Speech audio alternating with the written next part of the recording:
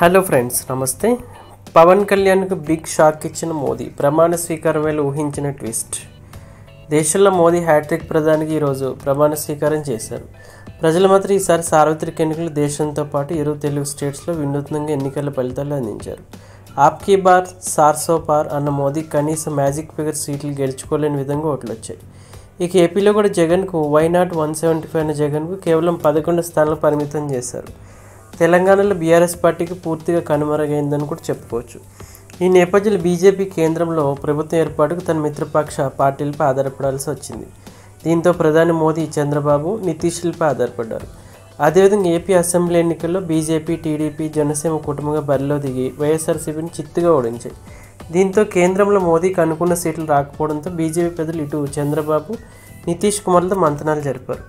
దీంతో వారు మోదీకి తమ మద్దతు తెలిపారు. ఈ నేపథ్యంలో మోదీ మూడోసారి పీఎం కావడానికి కావాల్సిన సంఖ్యాబలం చేకూరింది. ఇదిలా ఉండగా ఏపీ రాజకీయాలు ఈసారి జనసేన అధినేత పవన్ కళ్యాణ్ కీలకంగా వ్యవహరించారు. జనసేన నుంచి బరిలోకి దిగిన వారంతా గెలిచి 100% స్ట్రైక్ రేట్ సాధించారు. మోదీ 3.0 క్యాబినెట్లో ఏపీ ప్రాధాన్యత ఉంటుందని అందరూ భావించారు. ఈ క్రమంలో టీడీపీ నుంచి 2 ఎంపీలు, జనసేన నుంచి మోదీ క్యాబినెట్లో ఒకరు ఉండొచ్చని ఊహాగానాలు కూడా పెద్ద ఎత్తున వినిపించాయి.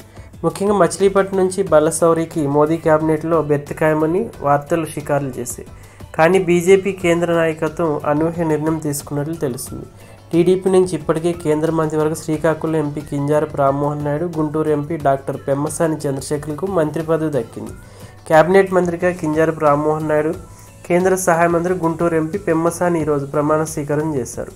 తెలంగాణ నుంచి కిషన్ రెడ్డి, బండి సంజయ్లు కూడా కేంద్ర మంత్రులుగా జాబితా ఉన్నారు. ఈ నేపథ్యంలో అందరూ ఢిల్లీలో మాట్లాడుకున్నారు. అయితే మోదీ ప్రమాణ స్వీకారంలో తమ అభిమాన నేత పవన్ కళ్యాణ్కు మోదీ అన్యాయం చేశారని కొంతమంది అభిమానులు అయితే అంటున్నారు.